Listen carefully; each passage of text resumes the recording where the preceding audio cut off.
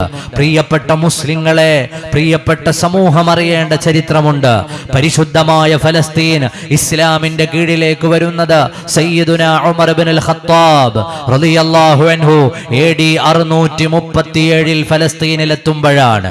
പരിശുദ്ധമായ ഇസ്ലാമിന്റെ സൈന്യം മഹാനരായ അബൂ ഉബൈദ ആമിർ ഇബ്നുൽ ജറാഹ് റളിയല്ലാഹു അൻഹുവിന്റെ നേതൃത്വത്തിൽ ഷാം കീഴടക്കിയിട്ട് ഫലസ്തീനിന്റെ ഭരണം ഏറ്റെടുത്തിട്ട് ഒരു തുള്ളി ചോര വീഴാതെ പരിശുദ്ധമായ ഇസ്ലാമിന്റെ ഖിലാഫത്തിന്റെ കൈകളിൽ ഏൽപ്പിച്ച മനോഹരമായ ചരിത്രമുള്ളത് AD 637 മഹാനരായ സയ്യിദുനാ ഉമർ ഇബ്നുൽ ഖത്താബ് റളിയല്ലാഹു അൻഹു ഫലസ്തീനിലേക്ക് വരുമ്പോ ആ ഭൂമികയിൽ മഹാനവറുകളെ കാത്തുനിന്നത് ആ നാട്ടിലെ നാനാജാതി മതസ്ഥരുമാണ്. ക്രൈസ്തവ വിശ്വാസികൾക്ക് വളരെ പ്രധാനപ്പെട്ട ഭൂമിയാണ് ഫലസ്തീൻ. അതുപോലെ തന്നെ വ്യത്യസ്തങ്ങളായ മതവിഭാഗങ്ങളിലെ നേതൃത്വങ്ങൾ കാത്തുനിന്നിട്ടാണ് മഹാനരായ സയ്യിദുനാ ഖലീഫ ഉമർ ഇബ്നുൽ ഖത്താബ് റളിയല്ലാഹു അൻഹുവിനെ ഫലസ്തീനിലേക്ക് സ്വീകരിച്ചത്. ആ സ്വീകരിക്കുന്ന സമയത്ത് ചരിത്രം നമ്മളോട് വളരെ വ്യക്തമായി പറയുകയാണ്. ക്രൈസ്തവ പാതിരിമാർ മഹാനവറുകളുടെ മുന്നിലേക്ക് വന്നു. അതിൽ തന്നെ അവരിൽ ഏറ്റവും പ്രധാനിയായ നഫ്രോസിസ് പാതിരിയും ഇസ്ലാമിക ഖിലാഫത്തിന്റെ ഖലീഫയായ ഉമർ ഇബ്നുൽ ഖത്താബ് റളിയല്ലാഹു അൻഹുവും ചേർന്ന് ഒരു കരാർ അവിടെ എഴുതുകയുണ്ടായി. കാരണം മറ്റൊന്നുമല്ല, ഞങ്ങളുടെ പ്രധാനപ്പെട്ട ഭൂമിയും ഞങ്ങളുടെ പ്രധാനപ്പെട്ട ചർച്ചുകളും ഞങ്ങളുടെ പ്രധാനപ്പെട്ട ആരാധനാലയങ്ങളും പവിത്രമായ ഇടങ്ങളുമെല്ലാം പരിശുദ്ധമായ ഇസ്ലാമിക ഖിലാഫത്തിന്റെ കൈകളിൽ ഏൽപ്പിച്ചു നൽകാം.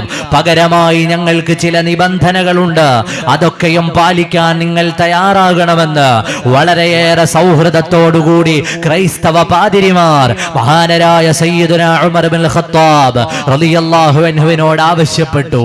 എന്ന് മാത്രമല്ല, മഹാനവറുകൾക്ക് നിസ്കരിക്കാനുള്ള സമയമായപ്പോ നിങ്ങൾ ഞങ്ങളുടെ പള്ളിയിൽ നിസ്കരിച്ചോളൂ, നിങ്ങൾക്ക് വേണ്ടി ആരാധനകൾ നിർവഹിക്കാൻ വേണ്ട സംവിധാനങ്ങളെല്ലാം ഒരുക്കിത്തരാം എന്ന് ക്രൈസ്തവരായ ആ നാട്ടിലെ വിശ്വാസികളുടെ നേതൃത്വം അവകാശപ്പെടുമ്പോ, തങ്ങളെ നിങ്ങൾക്ക് നിസ്കരിക്കാനുള്ള ഇടമിതാ, നിങ്ങൾ സുജൂദ് ചെയ്തോളൂ ഞങ്ങളുടെ ദേവാലയങ്ങളിൽ എന്ന് പറയുമ്പോ മഹാനരായ ഉമർ ഇബ്നുൽ ഖത്താബ് റളിയല്ലാഹു അൻഹു അവരോടൊരു മറുപടി പറഞ്ഞു. ചരിത്രം ഇബ്നു ഖൽദൂൻ അവിടുത്തെ ഗ്രന്ഥത്തിൽ എഴുതുന്നത് കാണാം. പാതിരിമാർ, ബിഷപ്പുമാർ തങ്ങളുടെ പള്ളിയിൽ നിസ്കരിക്കാൻ വിളിക്കുന്ന നേരത്ത് ഇസ്ലാമിക ഖിലാഫത്തിന്റെ ഉജ്ജ്വലമായ സാരഥ്യം ഏറ്റെടുത്തിരുന്ന ഖലീഫയുടെ വർത്തമാനം വന്നു: ഞാൻ നിങ്ങളുടെ ദേവാലയത്തിൽ നിസ്കരിക്കുകയില്ല, ഞാൻ നിങ്ങളുടെ ദേവാലയത്തിൽ നിസ്കരിക്കുകയില്ല. അത് എനിക്ക് നിങ്ങളോട് വെറുപ്പുള്ളത് കൊണ്ടല്ല, നിങ്ങളുടെ ക്ഷണം എനിക്ക് ഇഷ്ടമല്ലാഞ്ഞിട്ടല്ല, നിങ്ങളോട് സൗഹൃദമില്ലാഞ്ഞിട്ടല്ല. ഖലീഫ ഉമർ ഇബ്നുൽ ഖത്താബ് എന്ന ഇസ്ലാമിക ഖിലാഫത്തിന്റെ ഭരണസാരഥ്യം ഏറ്റെടുത്ത ഞാൻ ഇന്ന് നിങ്ങളുടെ പള്ളിയിൽ നിസ്കരിച്ചാൽ നാളെ വരുന്ന ഒരു സമൂഹം ഇത് ഞങ്ങളുടെ ഖലീഫ നിസ്കരിച്ച പള്ളിയാണ്, ഈ ഇടം ഞങ്ങളുടെ ഖലീഫ സുജൂദ് ചെയ്ത സ്ഥലമാണ്, ഇവിടെയാണ് ഖലീഫ ഉമർ പാദം പതിച്ചതും നെറ്റിത്തടം വെച്ചതും, അതുകൊണ്ട് ഈ ഭൂമി ഞങ്ങൾക്ക് വേണമെന്ന് പറയുകയാണെങ്കിൽ അത് നിങ്ങൾക്ക് വലിയ പ്രയാസങ്ങൾ സൃഷ്ടിച്ചേക്കാം. ഭാവിയിൽ പോലും നിങ്ങൾക്ക് നീതിയല്ലാത്തതൊന്നും നടക്കാൻ പാടില്ല. അതുകൊണ്ട് ക്രൈസ്തവ ദേവാലയത്തിലേക്ക് എന്നെ നിസ്കരിക്കാൻ വിളിച്ചവരെ, നിങ്ങളുടെ ക്ഷണമിതാ ഞാൻ സന്തോഷത്തോടെ നിരസിക്കുകയാണ്. അത് ഇന്ന് എനിക്ക് നിങ്ങളോട് ഏതെങ്കിലും പ്രയാസമുള്ളത് കൊണ്ടൊന്നുമല്ല. നാളെ വരുന്ന ഒരു സമൂഹം അതിന്റെ പേരിൽ നിങ്ങളെ വേട്ടയാടാതിരിക്കാനാണ്, നിങ്ങളെ അലോസരപ്പെടുത്താതിരിക്കാനാണ്, നിങ്ങളുടെ ആരാധനകൾക്ക് ഭംഗം വരുത്താതിരിക്കാനാണ്. അവിടെ വെച്ചെഴുതുന്ന മനോഹരമായ കരാറുകൾ എഴുതുമ്പോ അവർ പറഞ്ഞു: നിങ്ങളുടെ കൈകളിലേക്ക് ഈ പ്രദേശത്തിന്റെ ഭരണം ഞങ്ങൾ ഏൽപ്പിച്ചു തരാം. ഫലസ്തീൻ എന്ന് പറയുന്ന ഭൂമി, അവിടെ ക്രൈസ്തവരായ വിശ്വാസികൾക്ക് അവരുടെ വിശ്വാസങ്ങളുമായി ബന്ധപ്പെട്ട പലയിടങ്ങളുമുണ്ട്. സയ്യിദുനാ നബിയുല്ലാഹി ഈസാ അലൈഹിസ്സലാം, റൂഹുല്ലാഹി ഈസാ അലൈഹിസ്സലാം, മഹാനരായ ഈസാ പ്രവാചകർ പിറന്നത് ആ ഭൂമിയിലാണ്.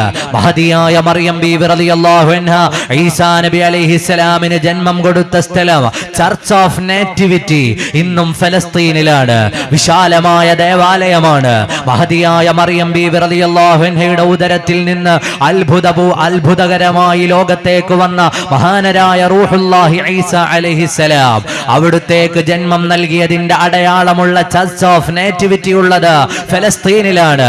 പിൽക്കാലത്ത് മഹാനരായ സയ്യിദുന ഈസാ നബി അലൈഹിസ്സലാം മഹാനവറുകളെ കൊന്നു എന്നും ക്രൂശിക്കപ്പെട്ടു എന്നും കുരിശിലേറ്റി എന്നും ഒക്കെ ക്രൈസ്തവർ വിശ്വസിക്കുന്നുണ്ട്.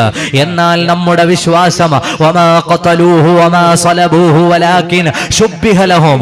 സയ്യിദുന ഈസാ അലൈഹിസ്സലാം അവിടുത്തെ കൊന്നിട്ടില്ല, ക്രൂശിച്ചിട്ടില്ല എന്നതാണ്. ക്രൈസ്തവ സഹോദരങ്ങൾ വിശ്വസിക്കുന്നത് ക്രൂശിക്കപ്പെട്ടു എന്നാണ്. ക്രൂശിക്കപ്പെട്ടതിന്റെ 3-ാം നാൾ ഈസാ പ്രവാചകൻ ഉയർത്തെഴുന്നേറ്റു എന്ന് പറയുന്ന ദേവാലയമുള്ളത് ഫലസ്തീനിലാണ്. അതുപോലെ തന്നെ എത്രയോ ദേവാലയങ്ങൾ അവിടെയുണ്ട്. വിശാലമായ ചരിത്രം അടയാളപ്പെട്ടു കിടക്കുന്ന ഇടങ്ങൾ അവിടെയുണ്ട്. ഫലസ്തീൻ എന്ന് പറയുന്നത് മുസ്ലിങ്ങളുടെ മാത്രം പവിത്ര ഭൂമിയല്ല, അത് വ്യത്യസ്തങ്ങളായ മതവിഭാഗങ്ങളുടെ ഭൂമിയാണ്. ഈ യുദ്ധത്തിന്റെ കെടുതികൾ അനുഭവിക്കുന്നത് മുസ്ലിങ്ങൾ മാത്രമല്ല, ലോകത്തെ വ്യത്യസ്തങ്ങളായ മതവിഭാഗങ്ങളിലുള്ള ആളുകളാണ്. അത് ജൂതന്മാർക്ക് പ്രധാനപ്പെട്ട ഭൂമിയാണ് എന്ന് മാത്രമല്ല, ആ ഭൂമി വിശാലമായി നമ്മൾ ചരിത്രം വായിച്ചാൽ, ലോകത്തുള്ള ജനസംഖ്യ എടുത്ത് പരിശോധിച്ചാൽ അതിലൊരു വലിയ വിഭാഗത്തിന്റെ വിശ്വാസത്തിന്റെ ഭാഗമായുള്ള സ്ഥലമാണ്. ആ സ്ഥലത്തേക്ക് ചരിത്രം നമ്മൾ കൃത്യമായി പഠിച്ചാൽ ഉമർ ഇബ്നുൽ ഖത്താബ് റളിയല്ലാഹു അൻഹുവിന്റെ കാലത്തിനു മുമ്പ് അവിടേക്ക് വന്ന് പ്രാർത്ഥിക്കാൻ ജൂതന്മാർക്ക് അവസരമുണ്ടായിരുന്നില്ല. അങ്ങോട്ട് വന്ന് പ്രാർത്ഥിക്കാനുള്ള അനുമതി അവർക്ക് നൽകപ്പെട്ടിട്ടില്ല. കാരണം മഹാനരായ ഈസാ നബി അലൈഹിസ്സലാമിനെ ക്രൂശിച്ചത് ജൂതന്മാരാണ്. ആ ജൂതന്മാരായ ആളുകൾ ഞങ്ങളുടെ ദേവാലയങ്ങൾ തകർത്തു കളയുമോ എന്ന ഭയം ക്രൈസ്തവ വിശ്വാസികൾക്ക് എപ്പോഴും ഉണ്ടായിരുന്നു. അതുകൊണ്ട് തന്നെ മഹാനരായ ഈസാ പ്രവാചകന്റെ ചരിത്രം തൊട്ടുറങ്ങുന്ന, ഉമ്മ വച്ചുറങ്ങുന്ന ഫലസ്തീനിന്റെ മണ്ണിലേക്ക് അവർ കടന്നു വരാതിരിക്കാൻ എപ്പോഴും അവർ ജാഗരൂകരായിരുന്നു. എന്ന് മാത്രമല്ല, ഫലസ്തീനിന്റെ മണ്ണിലുണ്ടായിരുന്ന ജൂതന്മാരെ അവിടെ നിന്ന് ആട്ടിപ്പുറത്താക്കിയത് മുസ്ലിങ്ങളല്ല, ടൈറ്റസ് സീസർ എന്ന് പറയുന്ന ഭരണാധികാരിയാണ് ജൂതന്മാരുടെ പവിത്രമായ വിലാപമതിലും അതുപോലെ തന്നെ സോളമൻ ടെമ്പിളും പൊളിച്ചു കളഞ്ഞത്. ടൈറ്റസ് സീസർ മുസ്ലിമല്ല, ടൈറ്റസ് സീസർ റോമക്കാരനാണ്. അതുപോലെ പിൽക്കാലത്ത് AD 138 4 ലക്ഷം ജൂതന്മാരെ കൊല്ലാക്കൊല ചെയ്തു കളഞ്ഞ ഭരണാധികാരി ഹഡ്രിയാൻ എന്ന ഭരണാധികാരി മുസ്ലിമല്ല. ഹഡ്രിയാന്റെ ആശയം മുസ്ലിങ്ങളുടെ ആശയമല്ല. 4 ലക്ഷം ജൂതന്മാരെ അവർ വേട്ടയാടി എന്ന് മാത്രമല്ല, ഓരോ കാലത്തും യൂറോപ്പിലെ വ്യത്യസ്തങ്ങളായ സ്ഥലങ്ങളിൽ ജൂതന്മാരെ അവതരിപ്പിച്ചത് ഏറ്റവും മോശക്കാരായ ആളുകളായിട്ടാണ്. യൂറോപ്പിൽ പ്ലേഗ് രോഗം പകർത്തുന്നവരായിട്ടാണ് അവരെ ലോകത്തിന്റെ മുമ്പിൽ അവതരിപ്പിച്ചത് ലോകത്തെ ഏറ്റവും വലിയ ക്രൂരന്മാരായിട്ടാണ്. വായിക്കാറുണ്ടോ? വായിച്ചവർക്കറിയാം. ലോക സാഹിത്യത്തിലെ മുടിചൂടാമന്നനായ ഷേക്സ്പിയറിന്റെ ഒരൊറ്റ കൃതി മാത്രം വായിച്ചാൽ മതി. The Merchant of Venice. വെനീസിലെ വ്യാപാരിയായിരുന്ന ദ മർച്ചന്റ് ഓഫ് വെനീസ് എന്ന വ്യത്യസ്തമായ ഭാഷകളിൽ ട്രാൻസ്ലേറ്റ് ചെയ്യപ്പെട്ട ആ കൃതിയിലെ വില്ലൻ ഒരു ജൂതനാണ്. ഏത് ജൂതന്? തന്നോട് വന്ന് സഹായമർത്ഥിക്കുന്ന മനുഷ്യൻ കടം തിരിച്ചു കൊടുക്കാൻ കഴിയാതെ വരുമ്പോ ശരീരത്തിൽ നിന്നൊരു റാത്തൽ മാംസമറുത്തെടുത്തു തരണമെന്ന് പറയുന്ന ക്രൂരനായ ഷൈലോക്ക് എന്ന കഥാപാത്രം ജൂതനാണെന്നാണ് ഷേക്സ്പിയർ പറഞ്ഞു വെച്ചത്. ആ ഷേക്സ്പിയറിന്റെ സാഹിത്യത്തിൽ മാത്രമല്ല, അന്ന് ഇംഗ്ലീഷ് ഭാഷയിൽ ഇറങ്ങുന്ന നോവലുകളിൽ, കഥകളിൽ അവർ പറഞ്ഞുകൊണ്ടിരിക്കുന്ന ചരിത്രങ്ങളിലൊക്കെയും എല്ലാ തലത്തിലുമുള്ള വില്ലന്മാരായി അടയാളപ്പെടുത്തപ്പെട്ടത് ജൂതന്മാരാണ്. അതുകൊണ്ട് തന്നെ പല രാജ്യങ്ങളിലും അവർ മനുഷ്യത്വരഹിതമായ ഒരുപാട് ഇടപെടലുകൾക്കും പ്രയാസങ്ങളും അനുഭവിച്ചിട്ടുണ്ട്. അത് ചരിത്രമാണ്. എന്നാൽ അവർക്ക് എവിടെയാണ് നീതി ലഭിച്ചത്? പരിസര പ്രദേശത്തുള്ള കുന്നിൻപുറങ്ങളിൽ വന്ന് മാത്രം നിന്നുകൊണ്ട് ജെറുസലേം കാണാൻ വിധിക്കപ്പെട്ട ഒരു വിഭാഗം, ഫലസ്തീൻ കാണാൻ വിധിക്കപ്പെട്ട ഒരു വിഭാഗം. ആ വിഭാഗത്തിന് നീതിയുക്തമായ ഭരണത്തിന്റെ കീഴിൽ അവിടെ വന്ന് അവരുടെ പ്രിയപ്പെട്ട ഭൂമികയിൽ വന്ന് സന്ദർശനം നടത്താനുള്ള അനുമതി നൽകിയത് സയ്യിദുനാ ഉമർ ഇബ്നുൽ ഖത്താബ് റളിയല്ലാഹു അൻഹു എന്ന ഭരണാധികാരിയാണ്. ചരിത്രമാർക്കും നിഷേധിക്കാൻ സാധ്യമല്ല. ജൂതന്മാരോടെവിടെയും പരിശുദ്ധമായ ഇസ്ലാം നീതി വെടിഞ്ഞ് പെരുമാറിയിട്ടില്ല.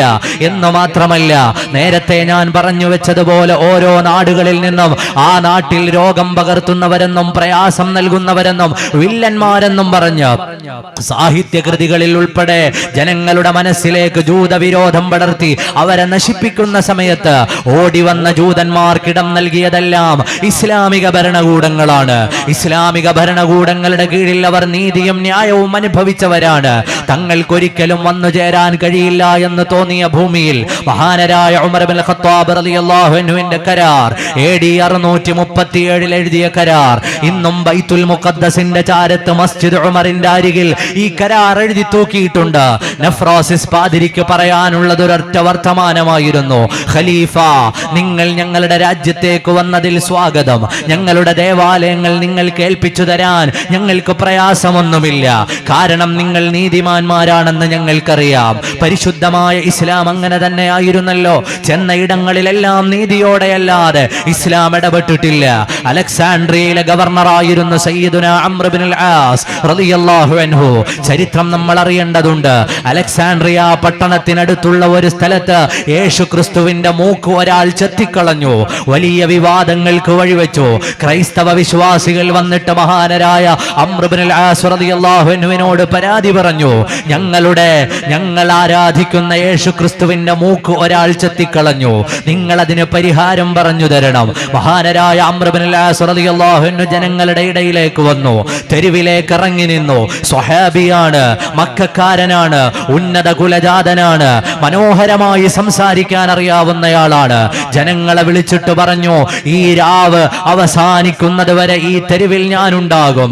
ഈ രാവ് അവസാനിക്കുന്നതിന് മുമ്പ് ക്രൈസ്തവ വിശ്വാസികളുടെ ദേവന്മാരുടെ മൂക്ക് ചെത്തിക്കളഞ്ഞ യേശു ക്രിസ്തുവിന്റെ പ്രതിമയുടെ മൂക്ക് തകർത്ത് കളഞ്ഞ ആളെ പിടിച്ചിട്ടില്ല എങ്കിൽ അംർ ഇബ്നുൽ ആസ് എന്ന ഇസ്ലാമിക ലോകത്തിന്റെ ഖലീഫ, ഇവിടെ എന്നെ ഗവർണറായി നിയോഗിച്ചിട്ടുള്ള ഈജിപ്തിന്റെ ഗവർണറായ അംർ ഇബ്നുൽ ആസിന്റെ മൂക്ക് പകരം ചെത്തി ക്രൈസ്തവ വിശ്വാസികളുടെ കൈകളിൽ കൊടുക്കാൻ ഞാൻ തയ്യാറാണ്. അതുകൊണ്ട് ഈ രാജ്യത്തെ പ്രശ്നങ്ങൾ ഉണ്ടാക്കാൻ ഇറങ്ങി പുറപ്പെട്ട ആളുകൾ എന്റെ മുമ്പിൽ വരിക തന്നെ വേണം. അവരെ പിടികളെ സിന്ധ് ഭാഗത്ത് ജീവിച്ചിരുന്ന മനുഷ്യരെ മാനവികതയുടെയും കാരുണ്യത്തിന്റെയും വഴിയിലേക്ക് വിളിച്ചു. അവസാനം മഹാനരായ മുഹമ്മദ് ബിൻ ഖാസിം എന്ന ഭരണാധികാരി വളരെ ചെറിയ പ്രായത്തിൽ ലോകത്തോട് യാത്ര പറഞ്ഞു. മുഹമ്മദ് ബിൻ ഖാസിം എന്ന ഭരണാധികാരി സിന്ധ് ഭരിച്ചുകൊണ്ടിരിക്കെ ഈ ലോകത്തോട് വിട പറഞ്ഞപ്പോ ഹിന്ദുക്കളായ ആളുകൾ അവരുടെ വീടുകളിൽ മുഹമ്മദ് ബിൻ ഖാസിമിന്റെ പ്രതിമയുണ്ടാക്കിയിട്ട് ആദരവർപ്പിച്ചു. ആരാണ് Muhammad bin Qasim? Muhammad bin Qasim മുസ്ലിമാണ്. മഹാനരായ മുഹമ്മദ് ബിൻ ഖാസിമിന്റെ പ്രതിമയുണ്ടാക്കി വെച്ചിട്ട് തങ്ങളെ നീതിപൂർവം ഭരിച്ച ഒരു ഭരണാധികാരിയുടെ ഓർമ്മകൾ നിലനിർത്തി ഇന്ത്യയിലെ ഹിന്ദുക്കൾ എന്ന് ചരിത്രം പറയുകയാണ്. പ്രിയപ്പെട്ട സഹോദരങ്ങളെ, നമ്മുടെ രാജ്യം 750 കൊല്ലം ഭരിച്ചിരുന്നത് മുഗളന്മാരാണ്. വ്യത്യസ്തങ്ങളായ ഭരണാധികാരികളാണ്. ബാബർ തന്റെ മകനായ ഹുമയൂണിന് എഴുതിയ ഒരു കത്ത് ഇന്നും ഭോപ്പാൽ ആർക്കൈവ്സിൽ സൂക്ഷിപ്പുണ്ട്. ബാബർ തന്റെ മകനോട് പറയുന്നുണ്ട്: വ്യത്യസ്തങ്ങളായ മതവിഭാഗങ്ങളുടെ ഭൂമിയാണ് ഇന്ത്യ രാജ്യത്തെ വ്യത്യസ്തങ്ങളായ മതവിഭാഗങ്ങളെ പരിഗണിച്ചുകൊണ്ടല്ലാതെ നിങ്ങൾ ഒരിക്കലും ഭരണം നടത്താൻ പാടില്ല എന്ന് തങ്ങളുടെ പിന്തലമുറകൾക്ക് ബോധനം നൽകിയ ഭരണാധികാരികൾ ഈ രാജ്യത്തും കഴിഞ്ഞുപോയിട്ടുണ്ട്. ഞാൻ പറഞ്ഞു വന്നത്, പരിശുദ്ധമായ ഇസ്ലാം ഉജ്ജ്വലമായ നീതിയുടെ ദർശനമാണ്. പരിശുദ്ധമായ ഖുർആൻ മുന്നിൽ നിർത്തിക്കൊണ്ടാണ് അവർ പ്രവർത്തിച്ചത്. സയ്യിദുനാ ഉമർ ഇബ്നുൽ ഖത്താബ് തങ്ങളോട് നഫ്രോസിസ് പാതിരി പറഞ്ഞ വർത്തമാനം: ഞങ്ങളുടെ ദേവാലയങ്ങൾ നിങ്ങളുടെ കയ്യിൽ തരാം, പേടിയില്ല. യേശു ക്രിസ്തു ജനിച്ച സ്ഥലം മുസ്ലിങ്ങളുടെ കൈകളിൽ ഇരിക്കുന്നതിൽ ഞങ്ങൾക്ക് പ്രയാസമില്ല. അവിടുന്ന് ഉയർത്തെഴുന്നേറ്റു എന്ന് ഞങ്ങൾ വിശ്വസിക്കുന്ന സ്ഥലം നിങ്ങളുടെ വിശ്വാസത്തിനെതിരാണെങ്കിലും നിങ്ങളുടെ അധീനതയിലായിരിക്കുന്നതിൽ ഞങ്ങൾക്ക് പ്രയാസമില്ല. നിങ്ങളുടെ കൈകളിൽ ഞങ്ങൾ തരാം. പക്ഷേ നിങ്ങൾ എനിക്കൊരു വാക്കു തരണം: ഈ രാജ്യത്തേക്ക് ജൂതന്മാരെ പ്രവേശിപ്പിക്കാൻ പാടില്ല. AD 638 എഴുതിയ കരാർ, ഈ രാജ്യത്തേക്ക് ജൂതന്മാരെ പ്രവേശിപ്പിക്കാൻ പാടില്ല. ഉമർ ഇബ്നുൽ ഖത്താബ് റളിയല്ലാഹു അൻഹു പറഞ്ഞു: ഈ കരാർ എനിക്ക് പാലിക്കാൻ പറ്റില്ല, ഈ കരാർ ഞാൻ സ്വീകരിക്കുകയില്ല. കാരണം ഏതെങ്കിലും ഒരു മതവിഭാഗത്തെ, ആ മതവിഭാഗത്തിന്റെ ആരാധനാ സ്വാതന്ത്ര്യങ്ങളെ ഒക്കെയും ഇല്ലായ്മ ചെയ്ത് അവർക്ക് ആരാധിക്കാനുള്ള അവസരങ്ങൾ നഷ്ടപ്പെടുത്തി ഡിസ്ക്രിമിനേഷൻ ചെയ്യുന്ന ഒരു ശൈലിയെ എനിക്ക് ഉൾക്കൊള്ളാൻ കഴിയില്ല. കാരണം എന്റെ നേതാവ് റഹ്മത്തുൽ ലിൽ ആലമീനാണ്, സയ്യിദുനാ മുഹമ്മദുർ റസൂലുള്ളാഹ് സ്വല്ലല്ലാഹു അലൈഹി വആലിഹി വഅസ്ഹാബിഹി വസല്ലം എനിക്ക് പഠിപ്പിച്ചു തന്നത് അങ്ങനെ ഒരു ശൈലിയല്ല. അതുകൊണ്ട് എനിക്ക് നിങ്ങൾക്കൊരു വാക്കു തരാൻ പറ്റും. നിങ്ങൾ എന്തുകൊണ്ടാണ് ജൂതന്മാരെ ജെറുസലേമിലേക്ക് വരരുത് എന്ന് പറയുന്നത്, ഫലസ്തീനിലേക്ക് വരരുത് എന്ന് പറയുന്നത്? നിങ്ങളുടെ കൽബിലുള്ളതൊരു ഭയമാണ്. നിങ്ങളുടെ ദേവാലയങ്ങൾ അവർ കൈയടക്കുമെന്നോ പൊളിച്ചു കളയുമെന്നോ ഉള്ള ഭയമാണ് നിങ്ങളുടെ ഹൃദയങ്ങളിലുള്ളത്. അങ്ങനെയാണ് നിങ്ങളുടെ ദേവാലയങ്ങളെ നിങ്ങൾ രൂപപ്പെടുത്തിയിട്ടുള്ളതും. സയ്യിദുനാ ഈസാ നബി അലൈഹിസ്സലാമിനെ പ്രസവിച്ച ചർച്ച് ഓഫ് നേറ്റിവിറ്റിയിലേക്ക് ഒരു മനുഷ്യന് മാത്രമാണ് കയറാൻ കഴിയുക. മറ്റൊന്നും കൊണ്ടല്ല, വിശാലമായ ദേവാലയത്തെ സംഘടിതമായി ആക്രമിക്കാതിരിക്കാനാണ്, തകർത്തുകളയാതിരിക്കാനാണ്. സംഘടിതമായി അതിലേക്ക് പ്രവേശിച്ചിട്ട് ആ ദേവാലയത്തെ ഇല്ലായ്മ ചെയ്യുമെന്ന ഭയം കൊണ്ടാണ് അതിന്റെ വാതിൽ ഒരാൾക്ക് മാത്രം കയറാൻ പാകത്തിൽ നിജപ്പെടുത്തിയത്. ആരാണ് ചർച്ച് ഓഫ് നേറ്റിവിറ്റി ആക്രമിച്ചത്? മുസ്ലിങ്ങളല്ല. ഈസാ പ്രവാചകർ ജനിച്ച പ്രദേശത്തെ ആക്രമിച്ചത് ജൂതന്മാരാണ്. ചരിത്രം നമ്മളോട് വിളിച്ചു പറയുകയാണ്. പലതവണ ആ ദേവാലയം ആക്രമിക്കപ്പെട്ടിട്ടുണ്ട്. അതുകൊണ്ടാണ് അതിന്റെ വാതിൽ പരിമിതപ്പെട്ടിട്ടുള്ളത്. ആ വാതിലടക്കമുള്ള അവിടുത്തെ വ്യത്യസ്തങ്ങളായ ദേവാലയങ്ങൾ ഉൾക്കൊള്ളുന്ന പ്രദേശം നിങ്ങളുടെ കൈകളിലേക്ക് തരുമ്പോഴും ഞങ്ങളുടെ ഭയം നിങ്ങളെയല്ല, ഇവിടെ വരുന്ന ജൂതന്മാർ ഞങ്ങളുടെ ദേവാലയങ്ങളിലേക്ക് കടക്കുമെന്നാണ്. ഉമർ ഇബ്നുൽ ഖത്താബ് റളിയല്ലാഹു അൻഹു ചരിത്രത്തിൽ അതുല്യമായ ഒരു എഴുത്തെഴുതി.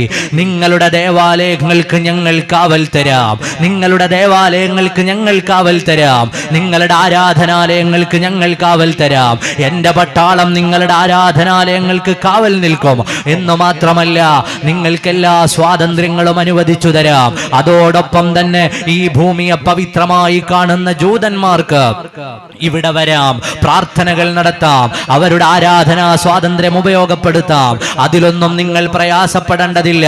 അവരിവിടെ വരട്ടെ, പ്രാർത്ഥിക്കട്ടെ, അവരുടെ സന്ദർശനങ്ങൾ ഉണ്ടാകട്ടെ.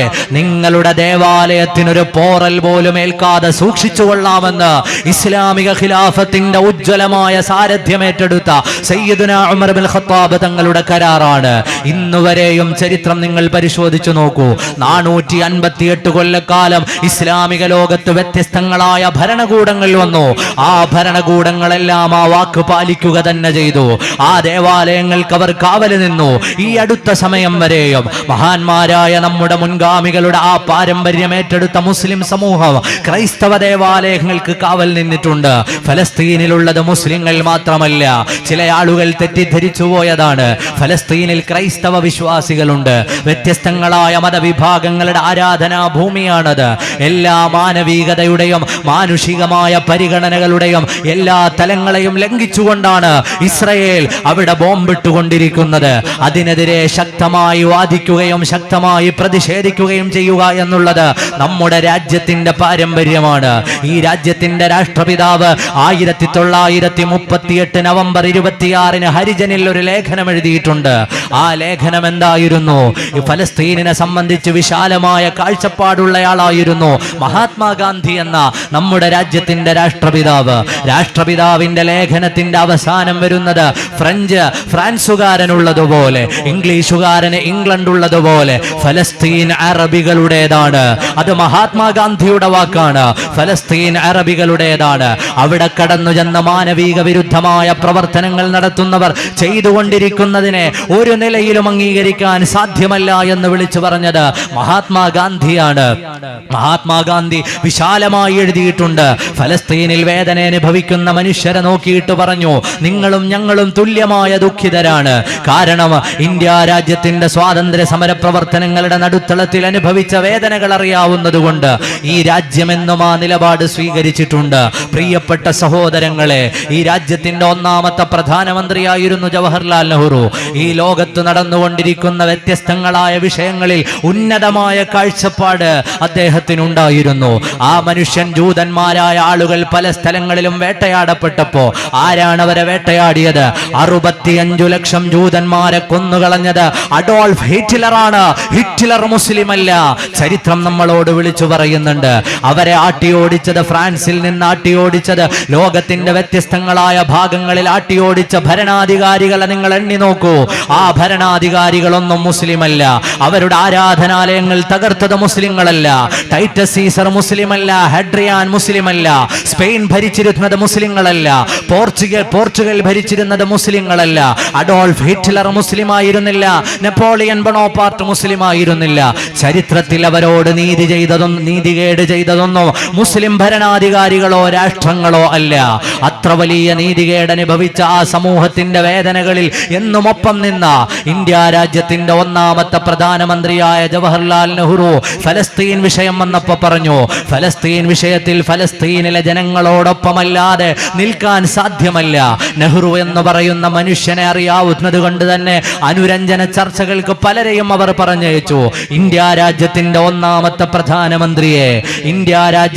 ഒന്നാമത്തെ പ്രധാനമന്ത്രിയെ ഫലസ്തീനെതിരായി ഇസ്രായേലിന്റെ കൂടെ നിർത്താൻ ചർച്ചയ്ക്ക് അവർ ഒരിക്കൽ നിയോഗിച്ചത് ലോകമറിയപ്പെടുന്ന ശാസ്ത്രജ്ഞനായ E=mc². നമ്മളൊക്കെയും വായിച്ചു പഠിക്കാറുള്ളതാണ്, നമ്മുടെ മക്കൾ പഠിക്കാറുള്ളതാണ്.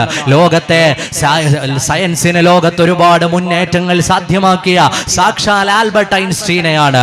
ഐൻസ്റ്റീനുമായിട്ട് ദീർഘനേരം വർത്തമാനം പറഞ്ഞതിനു ശേഷവും ജവഹർലാൽ നെഹ്റുവിന് പറയാനുണ്ടായിരുന്നത് ഇസ്രയേലിനൊപ്പമില്ല എന്ന നിലപാടാണ്. ഇസ്രയേലിനൊപ്പം നിൽക്കാൻ ആൽബർട്ട് ഐൻസ്റ്റീനെ പറഞ്ഞയച്ചു. പിന്നീട് ആൽബർട്ട് ഐൻസ്റ്റീനോട് ആ രാജ്യത്തിന്റെ രാഷ്ട്രപിതാവാകണമെന്ന് പറഞ്ഞപ്പോൾ അദ്ദേഹവും പറഞ്ഞു, എനിക്കിതിൽ താല്പര്യമില്ല. കാരണം ഇസ്രയേൽ എന്നുള്ള രാഷ്ട്രസങ്കല്പം തന്നെ എത്രയോ മാനവിക വിരുദ്ധമായ സങ്കല്പമാണ്. ഞാൻ വിശാലമായി അതിന്റെ ചരിത്രത്തിലേക്ക് കടന്നു പോകുന്നില്ല.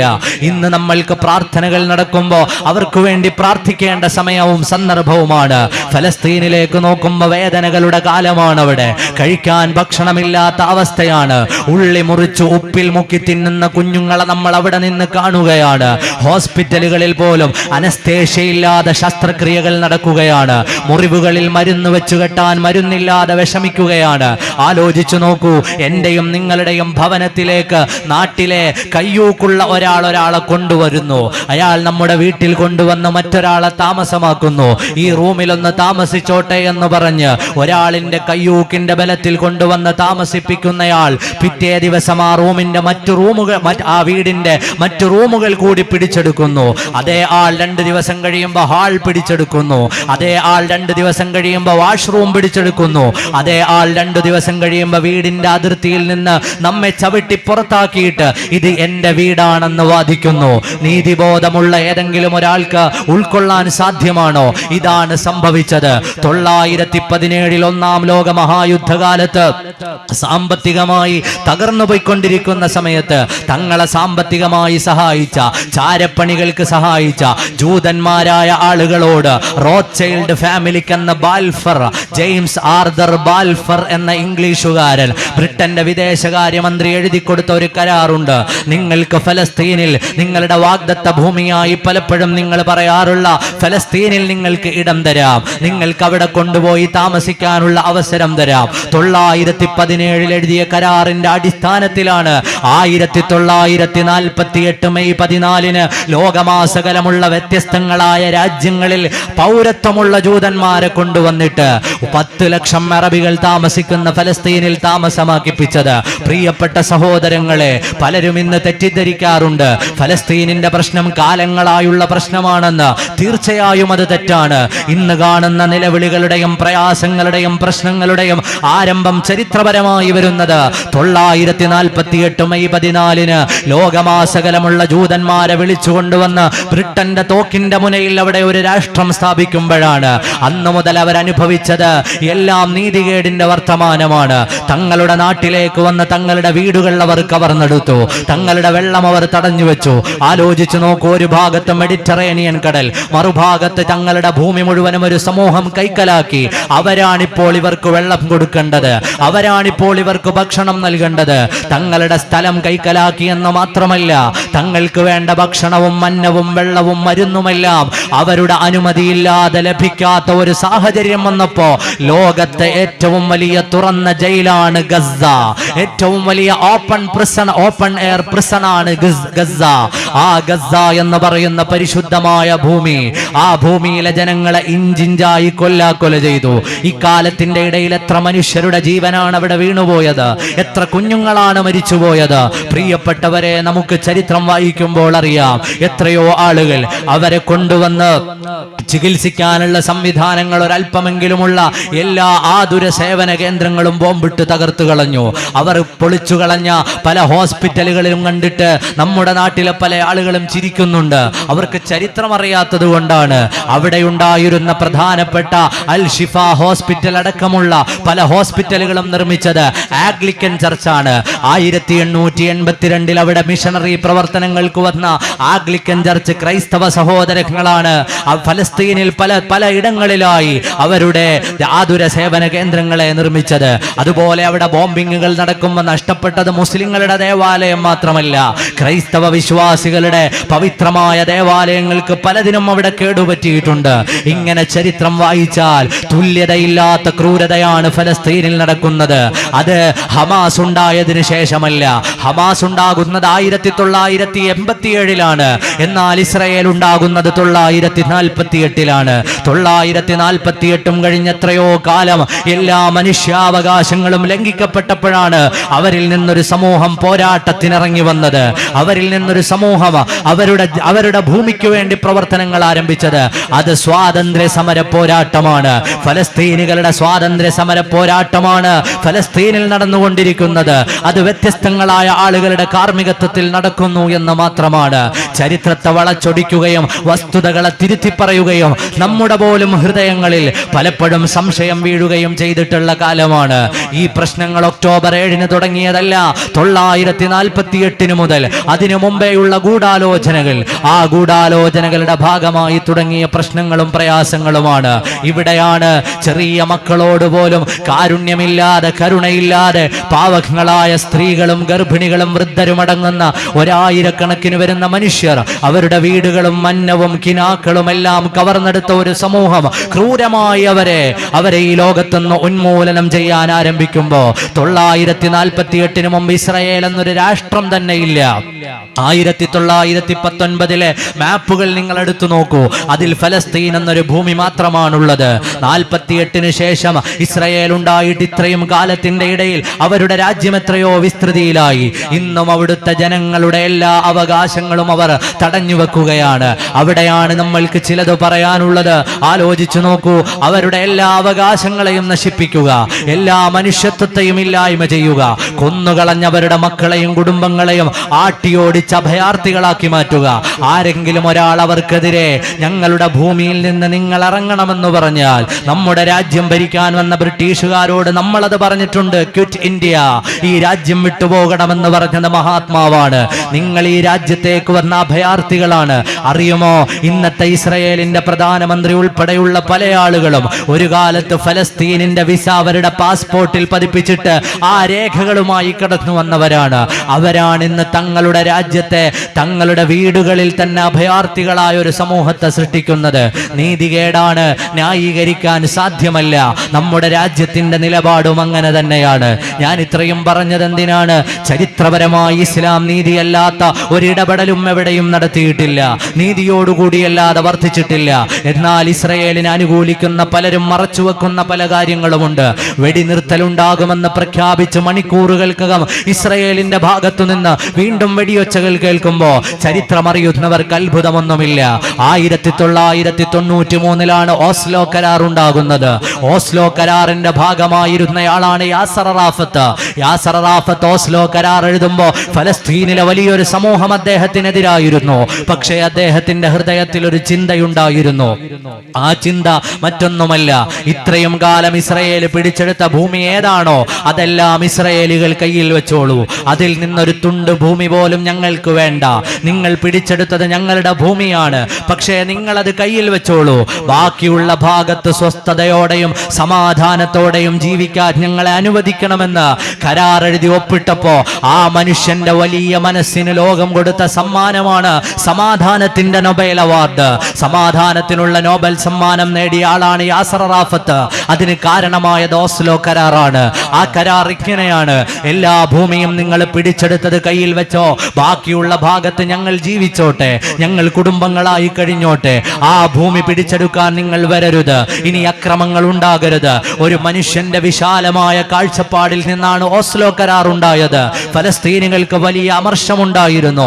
പക്ഷേ ആ കരാർ ഉൾപ്പെടെ ലോക ചരിത്രത്തിൽ എഴുതപ്പെട്ട കരാറുകളെയും മാന്യതയുടെ വർത്തമാനങ്ങളെയും നീതിയുടെ അടയാളങ്ങളെയും ലംഘിച്ചു കളഞ്ഞ ചരിത്രമാണ് ഇസ്രയേലിന് ലോകത്തോട് പറയാനുള്ളത്. ലോക മനസാക്ഷിയുടെ മുന്നിലും ലോകത്തിന്റെ മുമ്പിലും എഴുതപ്പെട്ട കരാറുകളെ ഇത്രയേറെ ലംഘിച്ചു കളഞ്ഞ ഒരു രാജ്യത്തെ എങ്ങനെയാണ് നമ്മുടെ ഹൃദയത്തോട് ചേർത്ത് വെക്കാൻ കഴിയുക? മനുഷ്യത്വമുള്ളവർക്കത് സാധ്യമല്ല. സാധ്യമല്ല. അല്ലാഹു സുബ്ഹാനഹു വ തആല അവിടെയുള്ള ജനങ്ങൾക്ക് സമാധാനവും സന്തോഷവും പ്രദാനം ചെയ്യുമാറാകട്ടെ. ലോകത്തിന് അല്ലാഹു സമാധാനം പ്രദാനം ചെയ്യുമാറാകട്ടെ. അൽഹംദുലില്ലാ, നമ്മുടെ വേദിയുടെ ഇന്നത്തെ നായകത്വം വഹിക്കുന്ന, നേതൃത്വം നൽകുന്ന ബഹുമാനപ്പെട്ട സയ്യിദ് ഇബ്രാഹിം ഖലീലുൽ ബുഖാരി ബഹുമാനപ്പെട്ട സയ്യിദ് അവർകൾ നമ്മുടെ വേദിയിലേക്ക് എത്തിച്ചേരുകയാണ്. പ്രിയപ്പെട്ട സഹോദരങ്ങളെ, മഹാനരായ ഇമാം അഹ്മദുൽ കബീർ റിഫാഇ റളിയല്ലാഹു അൻഹുവിനെ കുറിച്ച് പറയുമ്പോൾ കാരുണ്യത്തെ പറയാതെ പോകാൻ സാധ്യമല്ല. ആ കരുണയുടെയും വർത്തമാനത്തിന്റെയും സ്നേഹത്തിന്റെയും അടയാളപ്പെടുത്തലുകൾ ലോകത്തെ കാലവും നിലനിൽക്കാനുള്ളതാണ്. എല്ലാവർക്കും കരുണ ചെയ്തയാളാണ്. കാരുണ്യത്തിന്റെ എത്രയോ മനോഹരമായ ചിത്രങ്ങളുണ്ട്. സയ്യിദുനാ അഹ്മദുൽ കബീർ റിഫാഇ തങ്ങൾക്ക് പരിശുദ്ധരായ റസൂൽ സല്ലല്ലാഹു അലൈഹി വസല്ലമ തങ്ങളുടെ പേരക്കുട്ടിയാണ് മഹാനരായ അഹ്മദുൽ കബീർ റിഫാഇ റളിയല്ലാഹു അൻഹു. അസ്തമുദയവും കേളി നിറഞ്ഞോവർ അശകാൽ ബേദാംബർ കണ്ടോവർ. ബഹുമാനപ്പെട്ട ബദറുസ് സാദാത്ത് സയ്യിദ് അവർകൾ നമ്മുടെ മജ്ലിസിലേക്ക് വരുന്ന എല്ലാവരും എഴുന്നേൽക്കും. നതവസ്സൽ ബിൽ ഹുബാബ വൽ ബതൂലിൽ മുസ്തതാബ വന്നബി ثم الصحابة فعسى دعوى مجابا صلى الله على محمد صلى الله عليه وسلم صلى الله على محمد صلى الله عليه وسلم طلع البدر علينا من ثنيات الوداع وجب شكر علينا ما دعا لله داعي صلى الله على محمد صلى الله عليه وسلم صلى الله على محمد يا ربي صلي وسلم.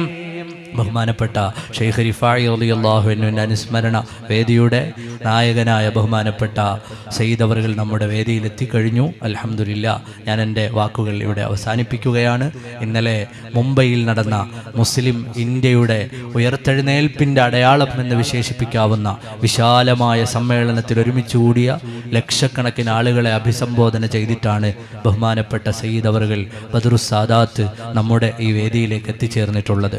വിശാലമായി ഏകതാ ഉദ്യാനിൽ ലക്ഷക്കണക്കിന് വരുന്ന ആളുകൾ ഇന്ത്യയുടെ വിവിധങ്ങളായ സംസ്ഥാനങ്ങളിൽ നിന്ന് വളരെയേറെ പ്രതീക്ഷയോടെ വന്ന ജനങ്ങൾക്ക്, ആ ജനങ്ങൾക്ക് വരുന്ന ഭാവിയിലേക്കുള്ള സ്വപ്നങ്ങളുടെയും അവർക്കുള്ള ഉയർത്തെഴുന്നേൽപ്പിൻ്റെ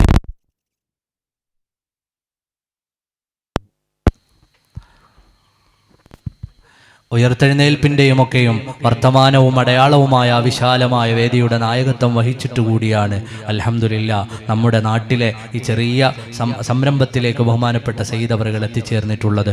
അള്ളാഹു അടുത്തേക്ക് ആഫിയത്തും ദീർഘായുസ്സും പ്രദാനം ചെയ്യുമാറാകട്ടെ. ബഹുമാനപ്പെട്ട തങ്ങളവറുകൾക്ക് വേണ്ടി വേദി ഒഴിയുകയാണ്. അള്ളാഹു നമ്മെ എല്ലാവരെയും സ്വീകരിക്കട്ടെ. വസ്സലാമു അലൈക്കും വറഹ്മത്തുള്ളാഹി വബറകാതുഹു.